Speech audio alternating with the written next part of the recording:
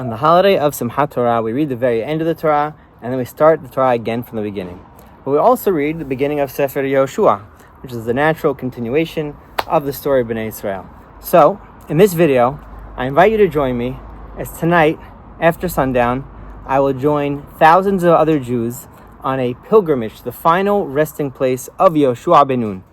The Keber of Yehoshua ben Nun is deep in the Arab village of Kifl Haris in the heart of Samaria. We'll go with the escort of the IDF. Let's go check it out.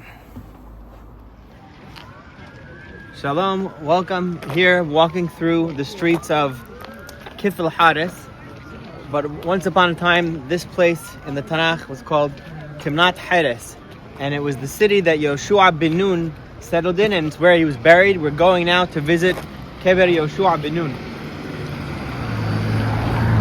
But besides for being the burial place of Yehoshua, this is also the place where Yehoshua ben Nun taught a very valuable lesson to Bnei Israel.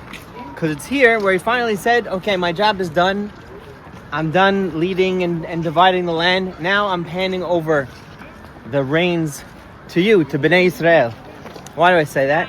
Because the beginning of Sefer Yehoshua says he gave, for example, the city of Hebron to Caleb ben Yefuneh. And he divided the land, gave it to different Shvatim. But after he was done doing that, it says they finished the job of dividing the territories of the Shvatim. And then Bnei Israel gave this city of Timnat Heres to Yehoshua ben Nun. And it's not that he didn't care where he would live and they just gave him whatever. It says that he asked for it. That was the city he wanted, but he said, no, you're going to give it to me now, because now you're in charge. And then after that, the whole Lashon changes. When they're assigning the cities, the Arei Miklat, it says all Bnei Israel set aside the Arei Miklat. When they're giving the cities to Leviim, it said all Bnei Israel did that. And that was the greatness of Yehoshua. First he led, he taught, he did. But then after he told Bnei Israel, now I'm handing it over to you. And from then on, they were in charge. Even though he was still alive, he was still there. All right, we have a beautiful moon tonight, a full moon. And you could also see a few stars in the sky. And this reminds me of what the Chachamim taught us about Yehoshua. It says in the Gemara, Pnei Moshe k'pnei Hama, Pnei Yehoshua k'pnei Levana. Moshe was like the sun, Yehoshua was like the moon, because he was the student of Moshe.